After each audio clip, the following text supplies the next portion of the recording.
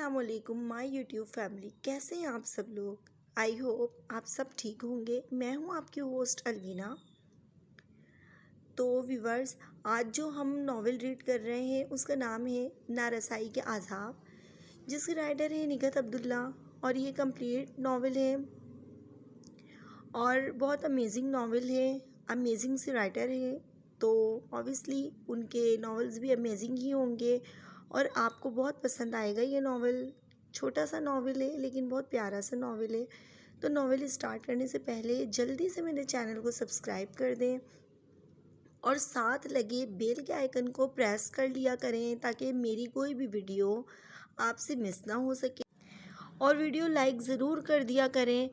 اور اس کے ساتھ ہی میرے وہ ویورز جو آلریڈی میرے چینل کو سبسکرائب کر چکے ہیں ان کو میں تھینک یو کہنا چاہوں گی کہ وہ میرے چینل پر آتے ہیں، میری ویڈیو کو ویو کرتے ہیں اور بہت اچھا رسپانس دیتے ہیں، ویوز کے حساب سے بہت اچھا رسپانس دیتے ہیں اور ساتھ میں لائک بھی کرتے ہیں۔ تو پلیز لائک کرتے رہیں، چینل پہ نیو ہوا کریں تو سبسکرائب کر دیا کریں۔ چلیں چلتے ہیں اب ہم آج کی ویڈیو کی طرف۔ رکشی یہ بات کی پکار نے مجھے بوکھلا دیا۔ میں فوراً کچن سے نکل کر اندر جانے لگی تھی کہ وہ دیوار سے آدھا نیچے جھک کر پھر چلایا، رکشی کہاں جا رہی ہو؟ ادھر دیکھو۔ میں نے سر اونچا کر کے اسے دیکھا۔ کیا ہوا؟ جلدی اوپر آؤ۔ نہیں آ سکتی، چولہے پر دودھ رکھا ہے، میں نے کہا تو وہ دانت پیس کر بولا چولہا بند نہیں کر سکتی؟ 1 منٹ آتی ہوں۔ میں نے اس کے مزید بگڑنے سے پہلے بھاگ کر چولہا بند کیا، پھر سیڑھیاں پھیلانگتی ہوئی اوپر آئی تو وہ جھپٹنے کے انداز میں میری کلائی تھام کر گھسیٹتا ہوا مجھے دیوار کے قریب لے گیا اور 2 گھر چھوڑ تیسرے گھر کی چھت پر کھڑی لڑکی کی طرف اشارہ کرتے ہوئے پوچھنے لگا، اسے جانتی ہو؟ نہیں، کون ہے؟ میں نے جواب کے ساتھ پوچھا تو وہ چڑ کر بولا، میں جانتا ہوتا تو تم سے پوچھتا۔ تو اس طرح ناراض کیوں ہو رہے ہو؟ آرام سے بات نہیں کر سکتے؟ میرے منہ پھلانے پر وہ ہنسنے لگا۔ سوری، میں بھول جاتا ہوں کہ تمہارا دل اتنا سا ہے۔ اب رونے مت کھڑی ہو جانا، مجھے تمہارے آنسوؤں سے بہت ڈر لگتا ہے۔ پھر رلاتے کیوں ہو؟ میں کہہ کر دیوار سے نیچے جھانکنے لگی تو وہ میرے بالوں کو جھٹکا دے کر بولا، ابھی میں نے کون سی رلانے والی بات کی ہے؟ بتاؤ، تم بتاؤ مجھے کیوں بلایا ہے؟ میں نے پلٹ کر سوالیہ نظروں سے دیکھا تو اس نے پھر اسی چھت کی طرف اشارہ کیا۔ وہ لڑکی پہلے تو کبھی نظر نہیں آئی، شاید نئے لوگ آئے تھے، مجھے کیا پتہ، جا کر پوچھ لو۔ مجھے اس کا بار بار اس لڑکی کو دیکھنا اچھا نہیں لگا۔ جب ہی کچھ چڑ کر کہا، میں جا کر پوچھوں؟ میرے چڑنے کا نوٹس لیے بغیر وہ تعجب سے بولا۔ تبھی نیچے سے خالہ پکارنے لگی تو میں جس طرح اس کی پکار پر بھاگی آئی تھی اسی طرح پھر دوڑ لگا دی۔ نیچے آئی تو خالہ ایک پان کے لیے شور مچا رہی تھی۔ میں نے جلدی سے پان لگا کر انہیں تھمایا، پھر کچن میں آ گئی۔ جب سے میں نے ہوش سنبھالا تھا اسی طرح گھن چکر بنی ہوئی تھی، حالانکہ اس گھر میں زیادہ افراد بھی نہیں تھے اور اب تو صرف 3 یعنی خالہ، عباد اور میں ہی تھے۔ پھر بھی ایک ہنگامہ رہتا تھا کیونکہ نہ صرف خالہ بلکہ عباد بھی یہی چاہتا تھا کہ ہونٹوں سے بات نکلنے سے پہلے ہی پوری ہو جائے۔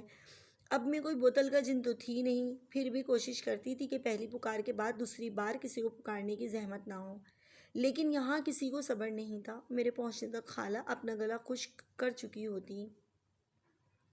یہی حال عباد کا تھا اور اس میں قصور شاید میرا اپنا ہی تھا کہ میں نے ہوش سنبھالتے ہی خالہ کو بالکل چارپائی پر بٹھا دیا تھا، اور اس پر مجھے کوئی پچھتاوا نہیں تھا، نہ کوئی گلہ، بلکہ میں ہر کام بہت شوق سے کرتی تھی اور تھکتی بھی نہیں تھی، کیونکہ تھکن تو وہاں ہوتی ہے جہاں لگن نہ ہو اور خود پر جبر کرنا پڑے، جبکہ میرے ساتھ ایسا کوئی مسئلہ نہیں تھا۔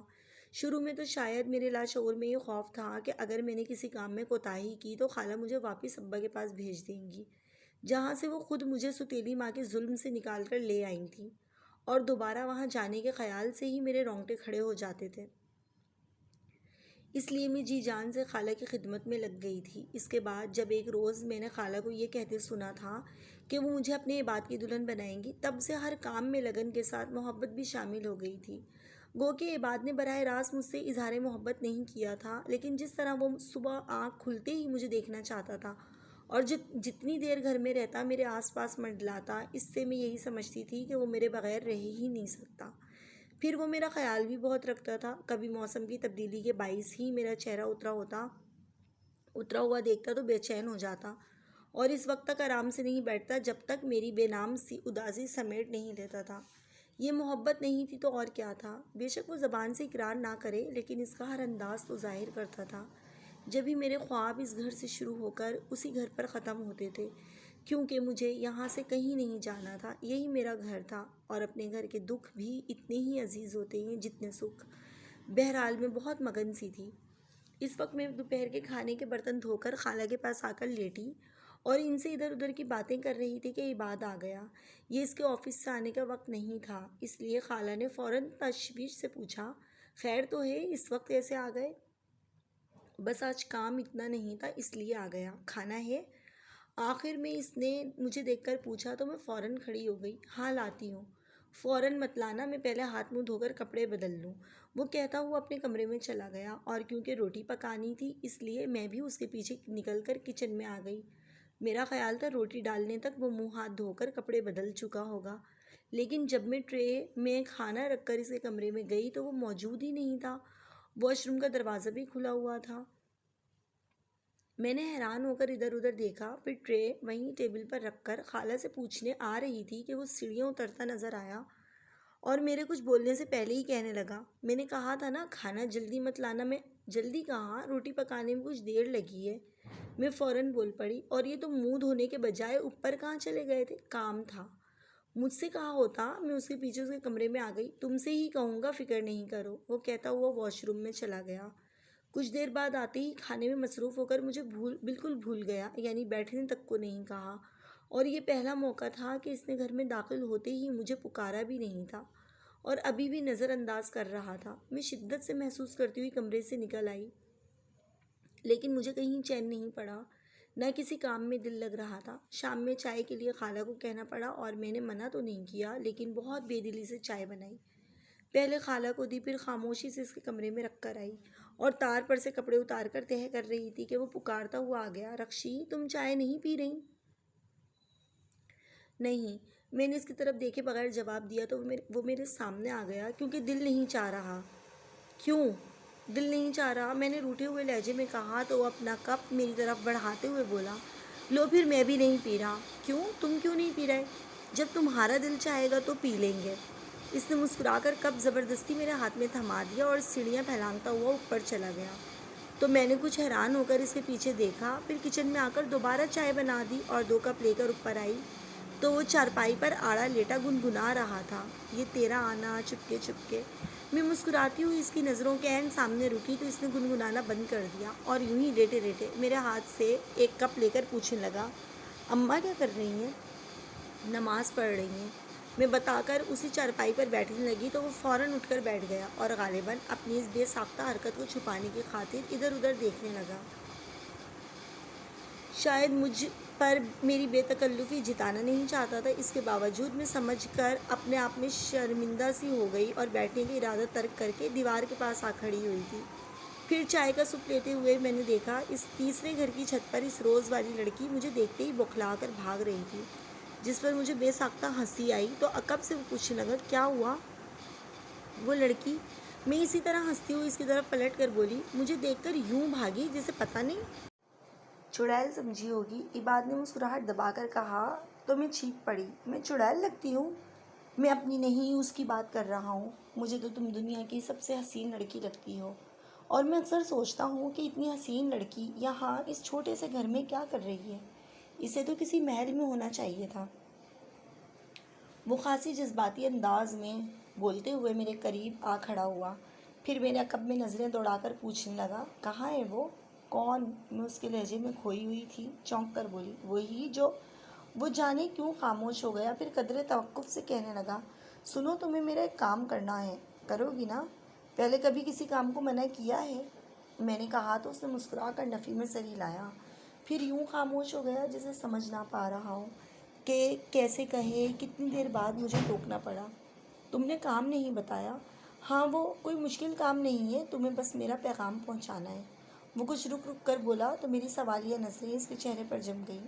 وہ جو لڑکی ابھی تمہیں دیکھ کر بھاگی تھی، میں اس سے ملنا چاہتا ہوں۔ وہ براہ راست میری آنکھوں میں دیکھنے لگا تھا۔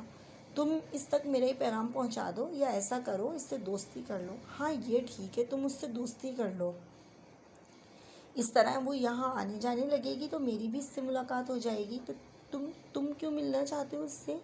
میرا دل ڈوبنے لگا۔ بے وقوف، اب یہ بھی تمہیں سمجھانا پڑے گا؟ ویسے تم سمجھ کر کیا کرو گی؟ تم وہی کرو جو میں نے کہا ہے۔ وہ میرا مذاق اڑا کر اسی چھت پر دیکھنے لگا تھا۔ جس طرح اس کی نظریں بے قراری سے بھٹک رہی تھیں، اس سے میں بہت کچھ سمجھ گئی تھی۔ پھر بھی مجھے یقین نہیں آ رہا تھا۔ کتنی دیر تک میں اس کی ایک ایک حرکت دیکھتی رہی۔ وہ جو صبح آنکھ کھلتے ہی مجھے دیکھنا چاہتا تھا، میری ایک پل کی آزردگی کی اس سے برداشت نہیں ہوتی تھی۔ وہ دل کے دروازے کسی اور پر وا کیے کھڑا تھا اور میں یہاں سے وہاں تک کہیں بھی نہیں تھی۔ مجھے ایک بارگی اپنی کم مائنگی کا احساس ہونے لگا اور میری آنکھوں کے سامنے اس کا چہرہ دھندلا گیا تھا۔ اس رات میں بہت روئی تھی، اتنا کہ صبح بخار میں جل رہی تھی اور وہ ہمیشہ کی طرح پریشان ہو گیا۔ رات تو تم اچھی بھلی تھی، پھر ایک دم سے بخار کیسے ہو گیا؟ ڈاکٹر کے جاتے ہی اس نے مجھ سے تشویش سے پوچھا تو میں چٹک گئی۔ کیوں؟ میں بیمار نہیں ہو سکتی؟ انسان ہوں میں بھی، یا تم نے مجھے مشین سمجھ لیا ہے؟ میں نے تو نہیں سمجھا، تمہیں خود ہی شوق ہے مشین بننے کا۔ وہ میرا تیز لہجہ نظر انداز کر کے آرام سے بولا، پھر خالہ کو میری دوا کی اوقات سمجھا کر کمرے سے نکل گیا۔ یہ سب کیا ہے؟ میں نے آنکھوں پر بازو رکھ کر سوچا۔ جب اسے مجھ سے محبت نہیں ہے تو پھر میرا خیال کیوں کرتا ہے؟ میرے لیے پریشان کیوں ہوتا ہے؟ مجھے میرے حال پر کیوں نہیں چھوڑ دیتا؟ اس کی بلا سے میں مروں یا جیوں؟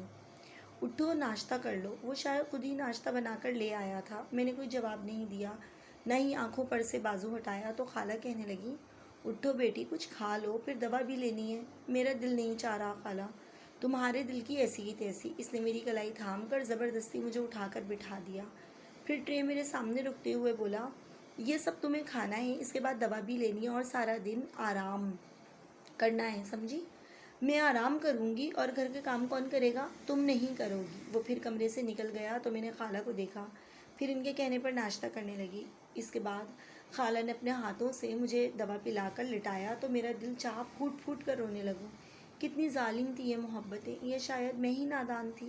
پھر دوا کے زیر اثر میں سارا دن سوتی رہی، سے ٹہل رہی تھی۔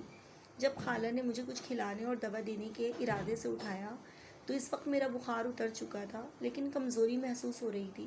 کھانے میں سوپ، سلائس اور دلیا دیکھ کر میرا منہ بن گیا۔ آپ نے کیا کھایا ہے خالہ؟ میں نے اس خیال سے پوچھا کہ کوئی چٹخارے دار چیز ہوگی تو وہی کھاؤں گی۔ دال روٹی عباد نے پکائی تھی۔ دال اور روٹی بازار سے لایا تھا۔ تمہارے لیے یہ سوپ اور دلیا بھی اسی نے بنایا ہے، خالہ نے بتایا تو میں نے تعجب سے پوچھا، عباد آفس نہیں گیا؟ تمہیں ایسی حالت میں چھوڑ کر کیسے چلا جاتا؟ سارا دن پریشان رہا ہے، ابھی کہہ کر گیا ہے کہ میں تمہیں اٹھا کر تھوڑا سوپ پلا دوں، وہ پھل لے کر آتا ہے، بس آتا ہی ہوگا، تم جلدی سے یہ ختم کرو۔ خالہ نے میری توجہ سوپ کی طرف دلائی تو میں نے کپ اٹھا کر ہونٹوں سے لگا لیا۔ تبھی دروازے پر دستک سن کر خالہ اٹھ کر چلی گئیں۔ کچھ دیر بعد واپس آئیں تو ان کے ساتھ اس چھت والی لڑکی کو دیکھ کر میرے اندر غم اور غصے کے ساتھ جانے کیسی لہر اٹھی تھی جس نے میری آنکھیں نم کر دی تھیں۔ السلام علیکم، لڑکی مجھے سلام کرنے کے ساتھ کہنے لگی، ہم لوگ ابھی حال ہی میں یہاں آئے ہیں، آس پاس کے تقریباً سبھی گھروں سے خواتین ہمارے یہاں آ چکی ہیں، ایک آپ کے گھر سے کوئی نہیں آیا تو میں نے سوچا میں ہی جا کر ملاؤں۔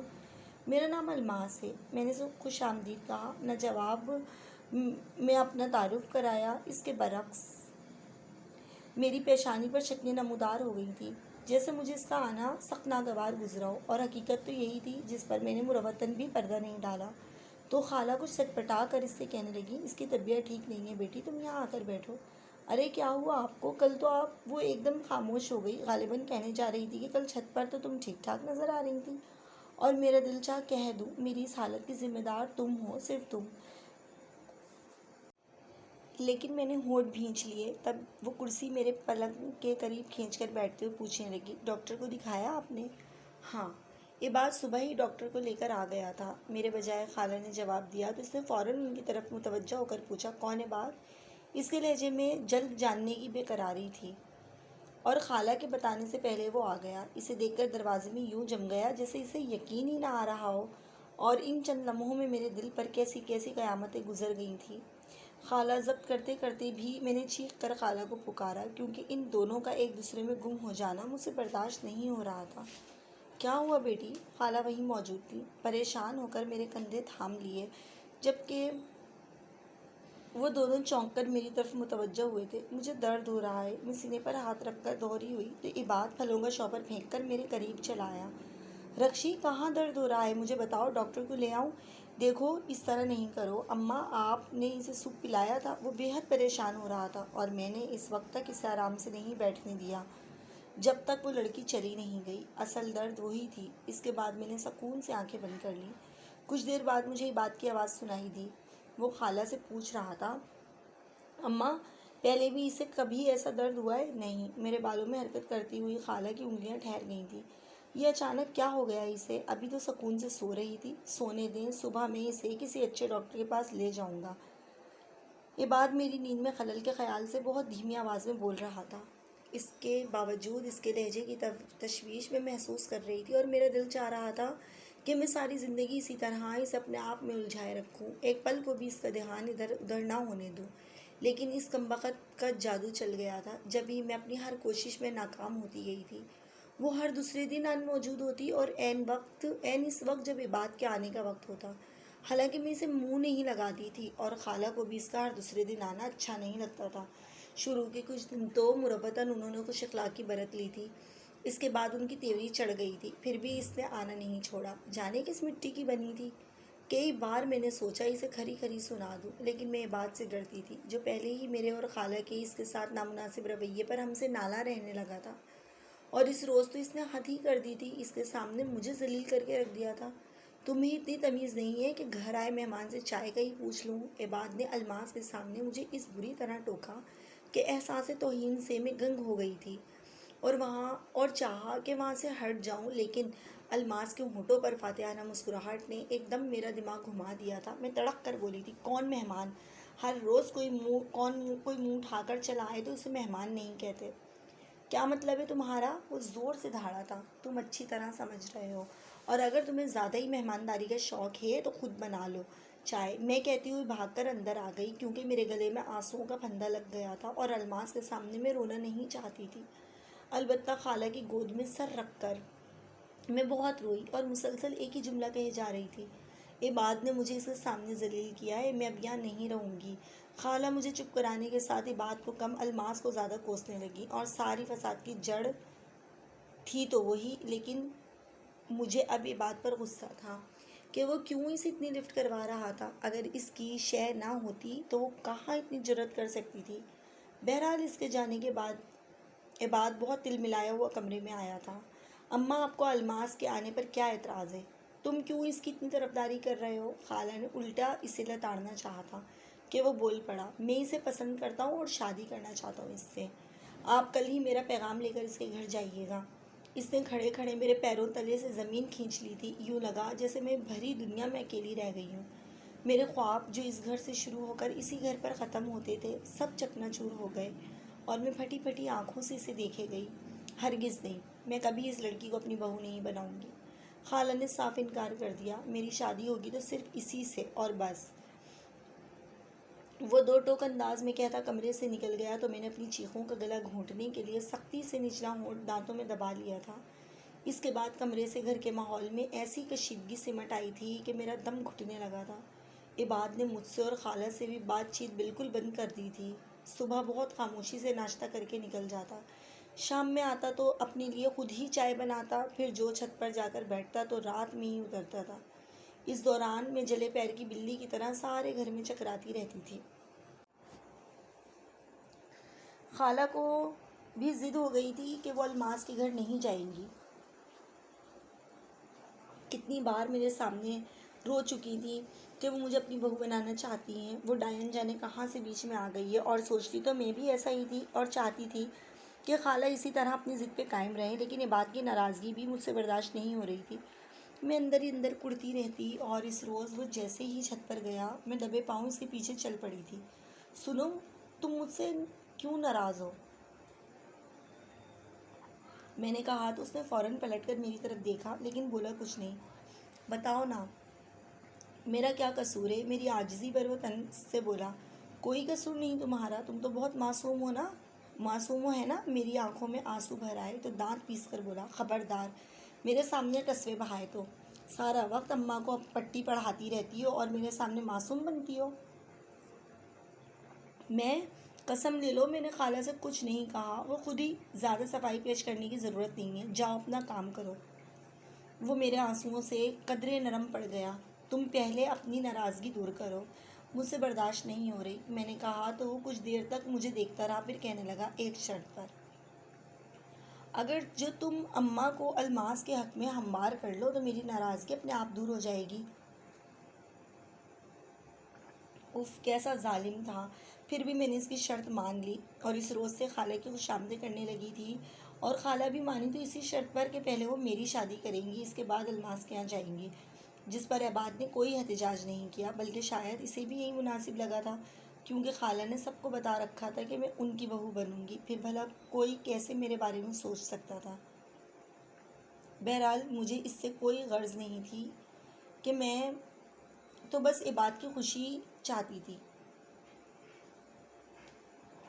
اور وہ ان دنوں بہت خوش تھا، روزانہ میرے جہیز میں دینے کے لیے کوئی نہ کوئی چیز لا کر خالہ کو دیتا، پھر ان کے ساتھ بیٹھ کر شادی کے اخراجات کی لسٹ بناتا، اور جب خالہ کہتی کہ کہیں اچھا رشتہ ملے گا تبھی تو شادی ہوگی، تو اس پر وہ انہیں اطمینان دلاتا کہ فکر نہیں کریں، بہت اچھا رشتہ ملے گا، بس آپ شادی کی تیاری کریں۔ جانے وہ اس سلسلے میں خود کوئی کوشش کر رہا تھا یا کیا تھا، میں بہرحال سمجھنے سے قاصر تھی، اور سچ تو یہ ہے کہ میں بڑی شدت سے دعائیں مانگ رہی تھی کہ اللہ کرے میرے لیے کوئی نہ آئے، ساری زندگی عباد کی اسی انتظار میں گزر جائے، لیکن مجھے بد نصیب کی دعاؤں میں اتنا اثر نہیں تھا، جیسے میری برس ہاں برس کی محبت اس پتھر کو نہیں پگھلا سکی تھی۔ مجھے سمیر کے پرپوزل پر اعتراض نہیں تھا، بلکہ میں تو شاید کہیں بھی اعتراض نہیں کر سکتی تھی، کیونکہ خالہ کے بہت احسانات تھے مجھ پر، اور ابھی بھی اپنے بیٹے سے زیادہ انہیں میرا خیال تھا۔ اگر ان میں ذرا سی بھی خود غرضی ہوتی تو آرام سے بات کی شادی کر سکتی تھی، لیکن انہوں نے پہلے میرا گھر آباد کرنا چاہا، جیسے ہر ماں بہو لانے سے پہلے بیٹی رخصت کرنا چاہتی ہے۔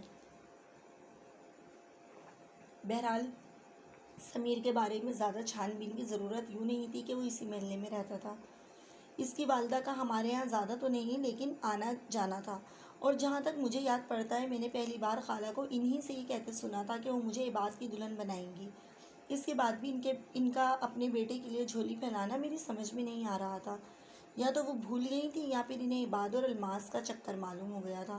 دوسری بات زیادہ ٹھیک لگ رہی تھی، کیونکہ چھت پر کی جانے والی محبت کی آنکھ مچولی جانے کس کس نے دیکھی ہوگی۔ بہرحال بہت جلد میری شادی طے ہو گئی تو عباد نے خالہ کو ان کا وعدہ یاد دلانا شروع کر دیا، شاید وہ یہ چاہتا تھا کہ میرے ساتھ ساتھ اس کی شادی بھی ہو جائے، اور خالہ مان بھی گئی تھی، لیکن اتفاق سے انہی دنوں الماس کے والدین کسی عزیز کی شادی میں لاہور چلے گئے، جس سے عباد کا سلسلہ آگے بڑھنے سے رہ گیا۔ یوں میری شادی میں اب چند دن ہی تھے، اور پتہ نہیں الماس کے گھر والے چٹمنگنی پٹبیا پر راضی ہوتے بھی کہ نہیں، اس لیے بھی خالہ اطمینان سے تھی کہ میری شادی کے بعد سہولت سے عباد کی بات چلائیں گی۔ ان دنوں میں بہت چپ چپ رہنے لگی تھی، کیونکہ اس گھر سے جانے کا میں نے کبھی سوچا بھی نہیں تھا۔ یہی حال خالہ کا تھا، جبکہ وہ ستمگر بہت خوش تھا، جتنی دیر گھر میں رہتا مجھے چھیڑتا رہتا، اس کی شوخیاں عروج پر تھیں جو مجھے بہت رلاتی تھیں، اور یوں ہی روتی ہوئی میں اس گھر سے رخصت ہوئی تھی۔ میرے خواب وہی تھے جو اس گھر سے شروع ہو کر اس گھر پر ختم ہوتے تھے، اور میں ان ٹوٹے خوابوں کی کرچیاں اس کی دہلیز پر چھوڑ آئی تھی۔ السلام علیکم۔ سمیر کی آواز میں پا لینے کا سرور تھا۔ میں اپنے آپ میں سمٹنے لگی تھی